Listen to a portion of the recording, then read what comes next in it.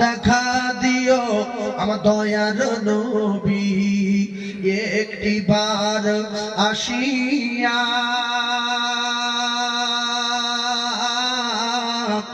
আর আপনি ছাড়া কি লাভ হবে এ দুনিয়াতে বাঁচিয়া আল্লাহুম্মা জোরে বলেন সাল্লি আলা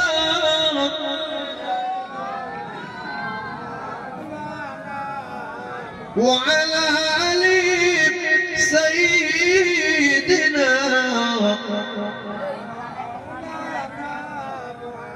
মাস যদি হইতাম আমরা সবাই সাঁতার দিতাম ওই দরিয়া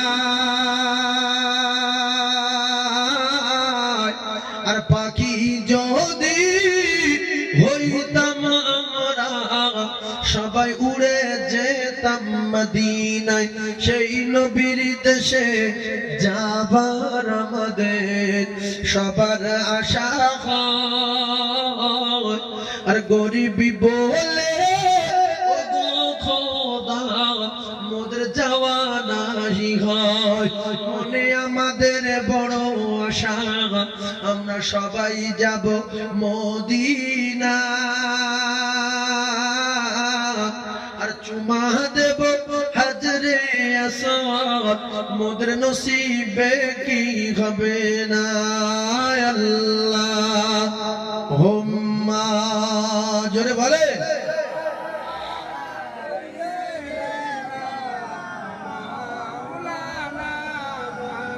ওয়া আলা আলি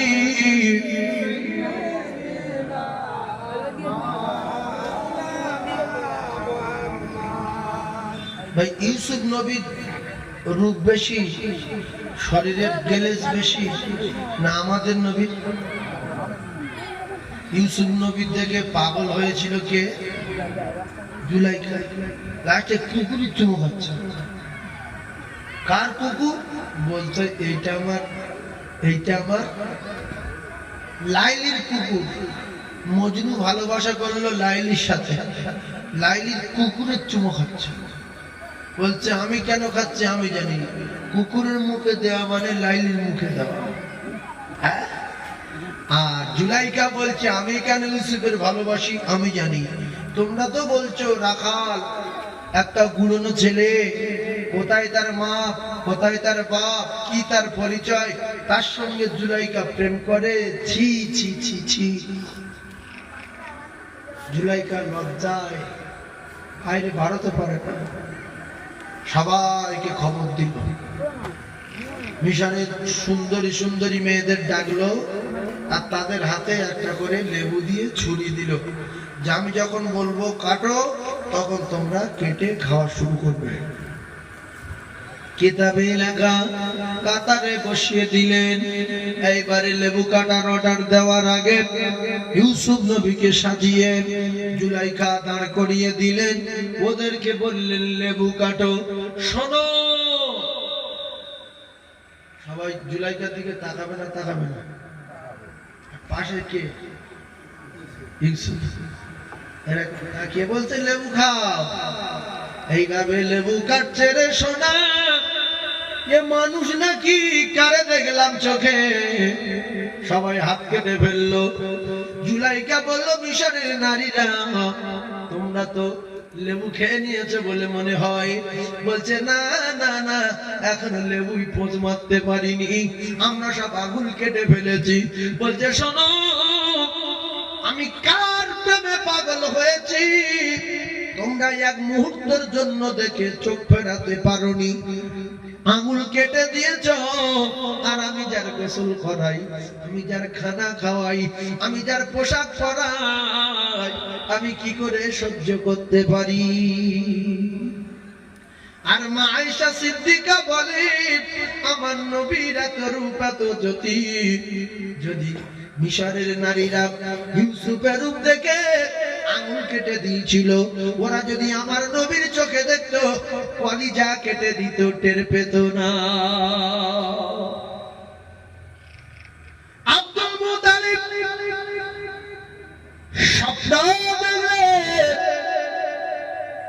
কাবা চত্বরে বিরাট বড় একটা মোটা গাছ, ওই গাছটা আসমান পর্যন্ত লম্বা।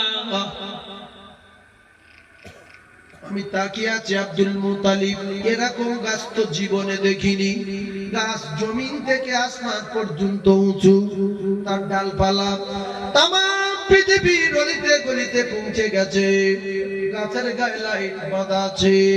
শুধু তাই না, ওই গাছটা একদল মানুষ এসে কাটছিল। অর্ধেক কাটা হয়ে যাবার পরে গাছটা একদিকে ফেটে উঠে গেছে কিছুটা। তারপরে আমি দেখতে পাই ওই গাছের ভিতর থেকে একটা যুবক ছেলে বাইরে বার হচ্ছে। কি হচ্ছে? যুবক ছেলে বাইরে বার হচ্ছে। যুবক ছেলে, ভাইজান আমার, যুবক ছেলে বাইরে বার হচ্ছে। মক্কার কিছু মানুষ তার মারতে আসছে। আব্দুল মুতালিব বলেন, আমি যখন আটকাতে গেলাম আমার ঘুম ভেঙে গেল। মুসলমান, ঠান্ডা মাথায় বোঝার চেষ্টা করুন। ঘুম ভেঙে যাওয়ার পরে আমি আব্দুল মুতালিব সকাল হয়ে গেল। সকালবেলা আমি গণকদের কাছে গেলাম স্বপ্নের তাবিজ জানতে।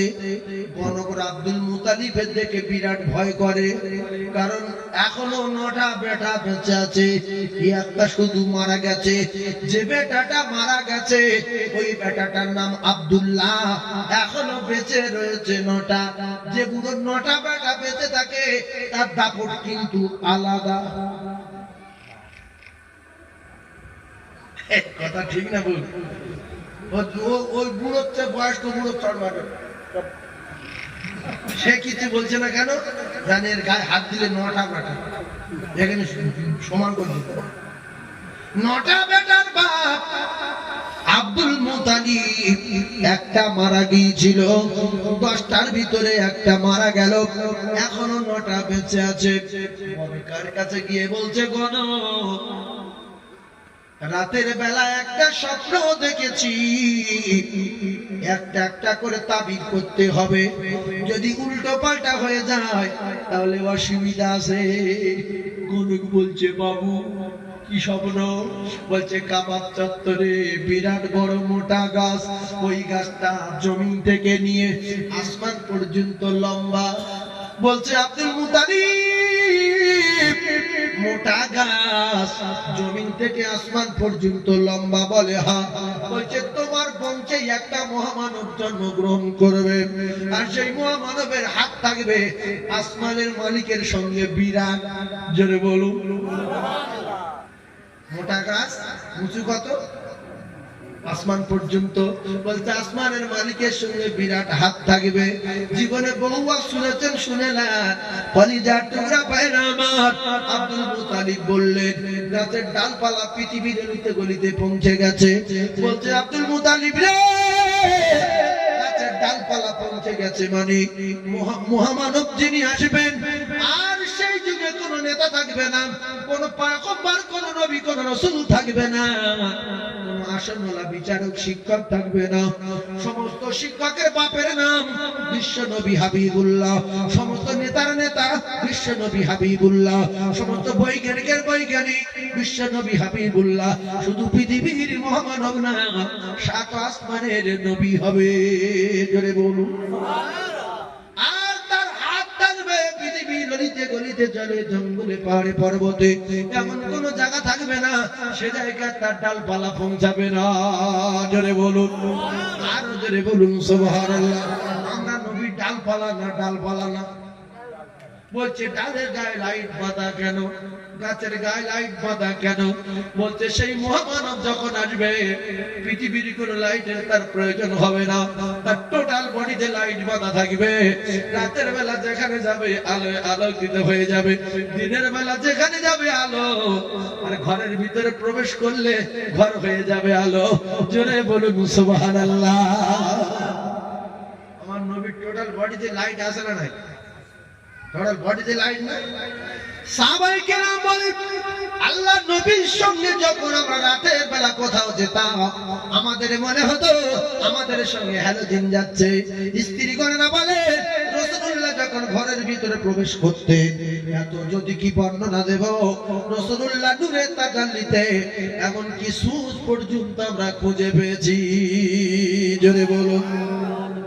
এরপরে বিশ্বনবী হাবিবুল্লাহর দাদু আব্দুল মুতালিব বলে গাছটা একদিকে ফেটে উঠে গেছে। কেন কাটছে, ব্যাপার কি? বলছে মহামানব যখন আসবে মক্কার মানুষেরা তার উপরে বিরাট অত্যাচার করবে। হাফ কেটেছে বলে হ্যাঁ। বলছে হাফ কাটবে, ফুল কাটতে পারবে না। ওই মহামানবের মার্ডার করবে, হাফ মার্ডার। ওই মহামানবের মেরে দেওয়ার চেষ্টা করবে। তাই তো কেতাবে লেখা কখনো কখনো নবীর মাথায় উটের নাড়ি চাপিয়েছে না চাপাইনি, মেরে দেবো বলে মারতে পারিনি। গর্তের ভিতরে রেখেছি, খাবার দেয়নি, পানি দেয়নি, ভাত দেয়নি। গাছের পাতা খেয়ে রাসূল বকরীর মতো পায়খানা করেছে, মারিনি। তাইফের ময়দানে বিশ্বনবী ঝগড়া করে দিয়েছে। কখনো কখনো টেনে তুলে আবার আছাড় মারে, আবার নাকে হাত দিয়ে দেখেন আবার পাথরের বাড়ি মারে। রাসূলুল্লাহ পড়ে আছে রক্ত লাল হয়ে। ওরা বলল মুহাম্মদ আর বেঁচে নাই, মুহাম্মদ মারা গেছে। না না না না না, গণব বলল ওই মহামানবের কেউ কোনোদিন মেরে দিতে পারবে না। রাস্তা অর্ধেক কেটেছে বলে হ্যাঁ, এখন হাফ ঝুলে আছে বলে হ্যাঁ। তাইফের ময়দানে নবীর মেরেছে না মারিনি? ওদের ময়দানে বিশ্ব নবীর দাঁত ভেঙে দিয়েছে, মাথা ফাটিয়ে দিয়েছে। আল্লাহর নবী দিন দুনিয়ার বাদশার সাহাবাদের টুকরা টুকরা করে তারা বকরীর মতো জবাই হয়ে গেছে। কিতাবে লেখা আছে 70 থেকে 72 জন প্রাণ প্রিয় সাহাবী তাইফের ময়দানে ঝগড়া হয়ে গেছে। আল্লাহর নবী দিন দুনিয়ার বাদশা বিশ্ব নবী হাবিবুল্লাহর চাচাকে যখন বললাম আরে কলেজে বড় বড় করে দিলে, ফেলে দিল। কাফেররা বলছে মুহাম্মাদের মাথা কেটে নেব। হামজা তো নাই, মুহাম্মাদের আর কেউ বাঁচাতে পারবে না। হঠাৎ রাসূলুল্লাহর মুখে পাথর লাগলো। আল্লাহর নবী চাচা বলতেন মুহাম্মদ আমি তোর আপন চাচা, আমি তোর নিজের চাচা হামজা। আমার ঘরে যতক্ষণ জান আছে তোর শরীরে একটা কুটির আঁচড় কেউ দিতে পারবে না। ও কলিজার টুকরারা আল্লাহ রাসূলের চাচাকে যখন শহীদ করে দিলেন, বিশ্বনবীর দাঁত ভেঙে গেল। আবার পাথর এসে মাথায় লাগলো, দরদর করে রক্ত বেরিয়ে যায়। বিশ্বনবী পিছন দিকে তাকায়, চাচা নাই। সাইডে তাকায়, চাচা নাই। সামনে তাকায়, চাচা নাই। আল্লাহ নবী দিন দুনিয়ার বাদশা, চাচা যান, চাচা যান। এমন করে দেখতে পাওয়া গেল রাসূলুল্লাহর মাথা কাটবো বলে এক বেঈমান তরবারি নিয়ে আসছে বিদ্যুৎ গতিতে। মুহাম্মাদের চাচা শহীদ হয়ে গেছে হামজা, আর বাঁচানোর কেউ নাই। হযরত তালহা রাদিয়াল্লাহু তাআলা আনহু দেখতে পেলেন আমার নবীর মাথা কাটতে আসছে বিদ্যুৎ গতিতে তরবারি নিয়ে। চাচা হামজা শহীদ হয়ে গেছে। হযরত তালহা দৌড়ে এসে রাসূলের মারা তরবারিটা হাত দিয়ে আটকে দিলেন। তালহার ডানা কেটে পড়ে গেল। আল্লাহর নবী বলছে তালহা আমার চাচা কোথায়, আমার চাচা কই? তালহা বললেন ইয়া রাসূলুল্লাহ কাঁদবেন না, আপনার চাচা শহীদ হয়ে গেছে আর বেঁচে নাই। আল্লাহর নবী তিন দুনিয়ার বাদশা বিশ্ব নবী হাবিবুল্লাহ প্রচন্ড চেষ্টা করেছে মেরে দেবে বলে, কিন্তু মারতে পারিনি। এটাই হলো গাছ অর্ধেক কাটা। তাহলে ঠিক আছে, কিন্তু যুবক ছেলে বার হচ্ছিল আর মক্কার কিছু মানুষ তার মারতে যাচ্ছিল। তাদের ফাটানোর ভিতরে কি আসছিল? যুবক ছেলে, মক্কার মানুষ তার মারতে যাচ্ছিল। কি ব্যাপার? বলছে আব্দুল মুতালিব তোমার বংশের কি ছিল? ওই মহামানবের মারার চেষ্টা করবে, মারতে যাবে। আবার তোমার বংশের কিছু লোক ওর বুক দিয়ে আটকে রাখবে। তাইতে দেখা গেল রাসূলুল্লাহ নিজের চাচারা বিশ্ব নবীর মারতে চায়, আর বিশ্ব নবীর আবার কিছু চাচা রাসূলুল্লাহকে কলিজার ভিতরে জায়গা করে দেয়। কিছু কিছু চাচা মারতে যাচ্ছিল না জি, আর কিছু চাচা জান দিয়ে আটকে রেখেছে। আবু লাহাব নবীর নিজের চাচা, আবু তালিব নবীর নিজের চাচা, আরো অনেকগুলো আছে নিজের চাচা, কিন্তু কিছু শত্রু আর কিছু একেবারে জানের টুকরা বাচ্চা বলে আটকে রেখেছিলেন। পরে হযরতে হামজা রাদিয়াল্লাহু তাআলা আল্লাহ নবীর জানের সঙ্গী হয়ে গেলেন।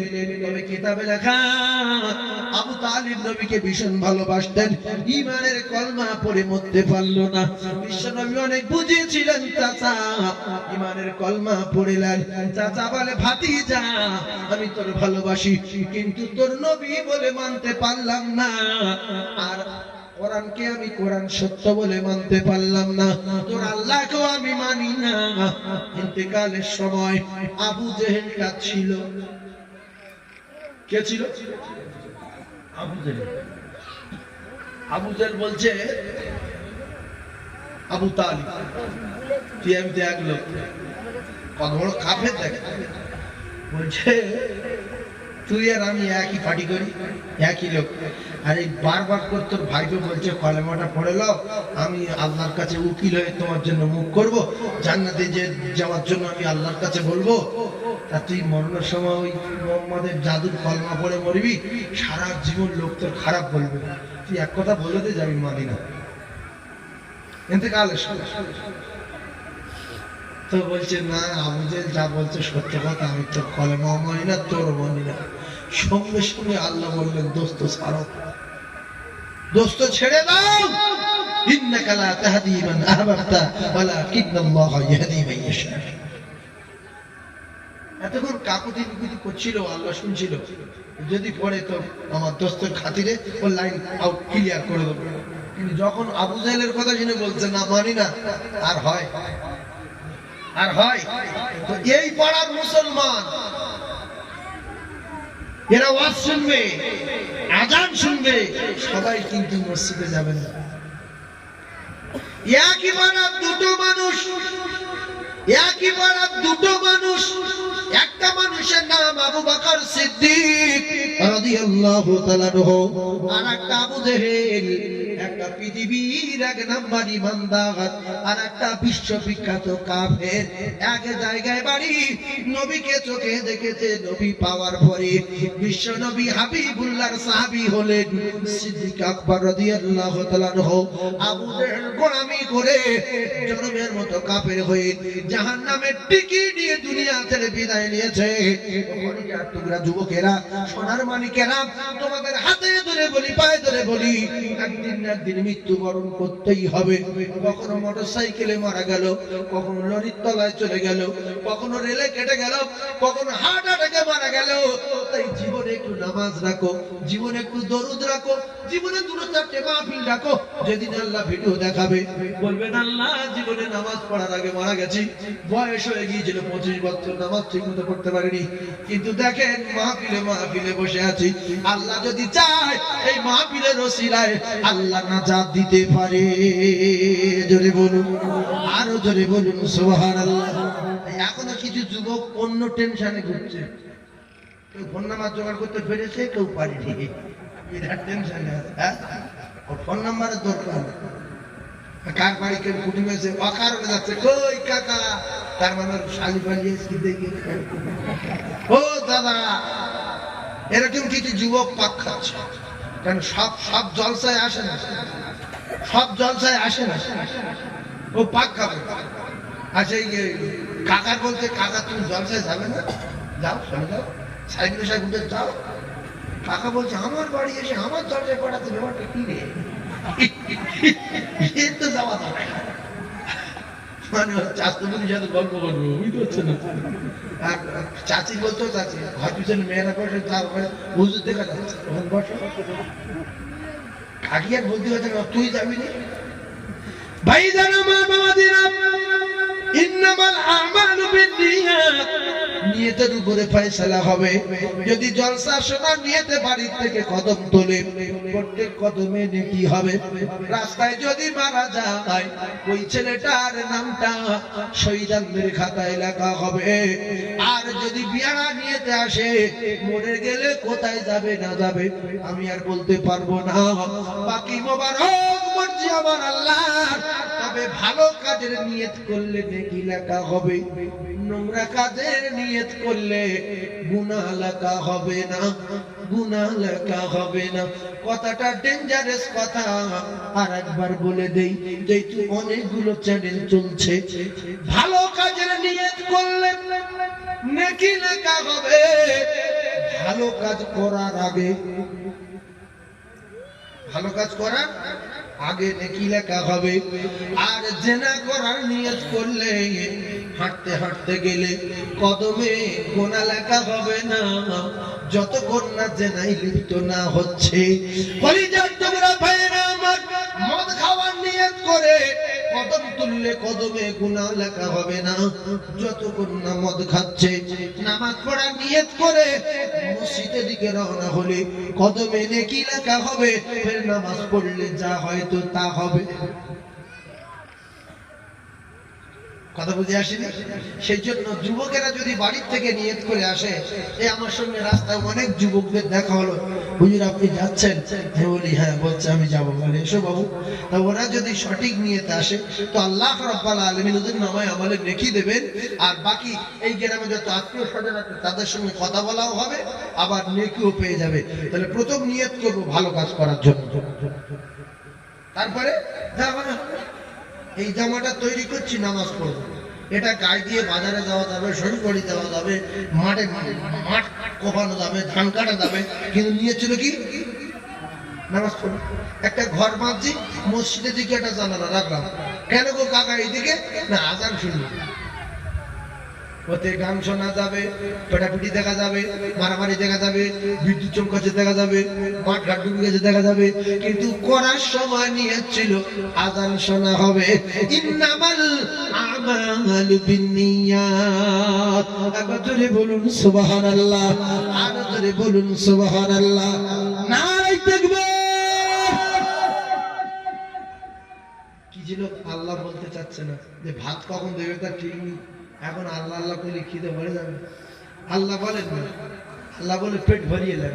সাহাবারা বলতেন ইয়া রাসূলুল্লাহ, যখন আপনার ওয়াজ শুনি আমার পানি বিপদে লাগে না, ভাত খাওয়ার কথা মনে থাকে না, বিবি বাচ্চা কারোর কথা মনে থাকে না, আপনার তুমি পাগল হয়ে যায়, আর এখান থেকে উঠে গেলে হালকা হালকা ভুলে যায়। ঠিক সেম ঘটনা আমরা এখানে যখন ওয়াজ শুনি বিশাল কিছু হয়, অনেকে কেঁদে ফেলে, অনেকে চোখ দিয়ে পানি আসে, অনেকে খুব শান্তি ঠান্ডা মাথায় শোনে, অনেকে মনে মনে করে যে সত্যি নামাজ পড়তে হবে, আর নামাজ কাজা করবো না, শুক্রবার দিন যাবো, ফেরা করে নেবো, এইগুলো সত্য কথা বলে জলসাতে উঠে চলে গেল, সব ভুলে গেল। আছে না নাই? ইন্নাশ শাইতানা লিল ইনসানি আদুউম মুবিন। ওই বেঈমান আমাদের চরম শত্রু। ভাইজান আমাদের 12 রবিউল আউয়াল, এই যে নবীর আলোচনা, বিশ্ব নবী হাবিবুল্লাহ সিরাত আলোচনা, নবীর জীবনী আলোচনা। কিছু মানুষ বলে মানি না, এরকম মানুষ আছে না?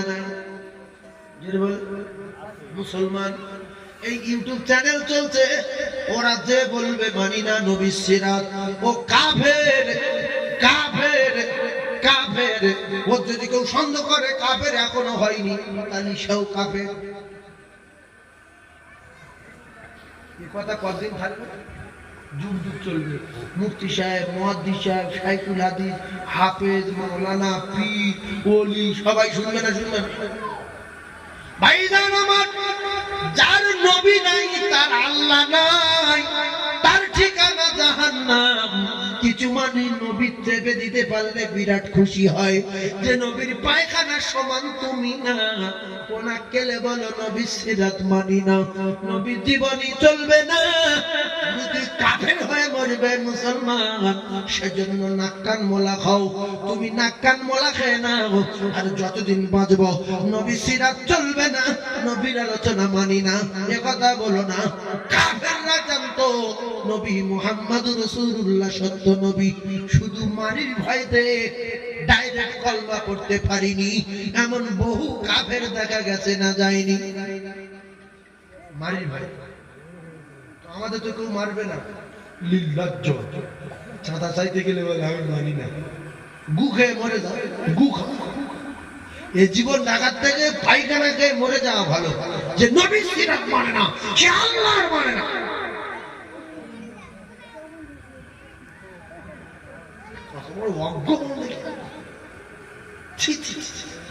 একদল মানুষ হিংসা করে না, করে না, হ্যাঁ না বলেন?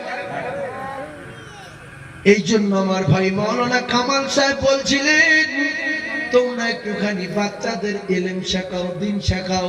শেখালে কি হবে?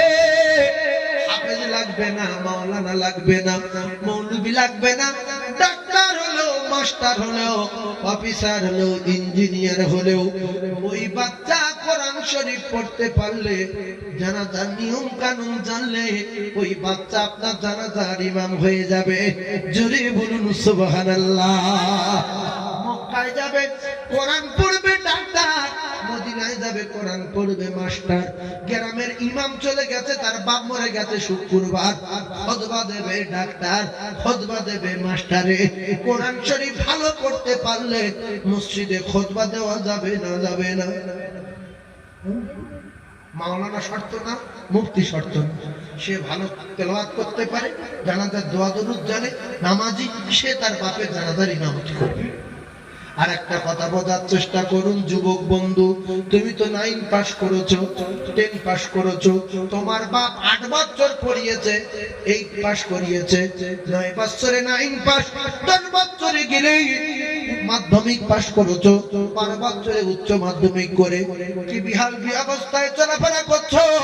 বড় ব্যবসায়ী হয়ে গেলে, একদিন হজে গেলে মদিনায় কোরআন পড়তে পারলে না, জাতির লজ্জা। মক্কায় গেলে কোরআন শরীফ পড়তে পারলে না, কোটি কোটি মানুষ কোরআন তেলাওয়াত করছে। 10 বছরে মাধ্যমিক পাস করলে 2 মাস মেহনত করে কোরআনটা শিখে নিতে পারোনি। এরপরে কলিজার টুকরা যুবক, রাগ করলে হবে না। রমজান মাসে ভীষণ রোজা রাখো, অনেক কলিজার টুকরা যুবক আছে রমজান মাসে বড় রোজা রাখে, সারা মাস রোজা রাখে, রোজা ভাঙে না, কিন্তু অন্যান্য ছেলেরা আসরের পরে কোরআন তেলাওয়াত করে, তার বড় কষ্ট হয়, একবার কোরআন খুলতে পারে না। আফসোস রে, আমি যদি ক্লাস 8 পর্যন্ত যখন পড়ছিলাম, 1 মিনিট করে টিউশনি আরবি পড়তাম, জীবনে কোরআন থাকতো, পৃথিবীর সব জায়গায় সম্মানের আসরে বসতে পারতাম, আজকে চুপচাপ মেরে বসে থাকতে হতো না। এরকম যে সমস্ত যুবক কোরআন জানে না, তাদের মনে মনে কষ্ট হয় না, হয় না বলে, কিন্তু প্রকাশ করতে পারে না। তাহলে ওই যুবকদের শিক্ষা দেওয়া উচিত, আমার ছেলে ইংলিশ পড়বে 1 ঘন্টা, বাংলা পড়বে 1 ঘন্টা, মানে হিন্দি পড়বে 1 ঘন্টা, অঙ্ক করবে 1 ঘন্টা, আর 10 মিনিট হুজুরের কাছে কোরআন শরীফটা শিখবে। হুজুরের আমি 500 টাকা দেবো, আমার বাচ্চাটার কোরআন শরীফ ভালো করে শিখে দিতে হবে। তারপরে উচ্চ মাধ্যমিক করাই, বিএ করাই, বিএড করাই, লয়ার করাই, জজ করাই, যাই করাই, চলে যাবো। তোমার ছেলে বিএড কমপ্লিট করেছে, ভালো জিনিস তো, হঠাৎ করে এক জায়গায় গিয়েছে, নিয়মতি করার লোক নেই, ছেলে শুট পরে আছে, শার্ট গায়ে দিয়ে আছে, ও তখন বলবে বাচ্চা তোর বিদ্যা আমি নামাজ পড়াচ্ছি, কারণ ওর বাপের জ্ঞান ছিল, ওর বাপ বিএড কমপ্লিট করানোর আগে একটুখানি কোরআন শরীফটা মুক্ত পড়িয়েছিল, সমাজ টাকা খরচা করে, তাই সেদিনে যখন নামাজ পড়িয়ে দিল সবার সামনে, সম্মান বাড়লো না কমলো?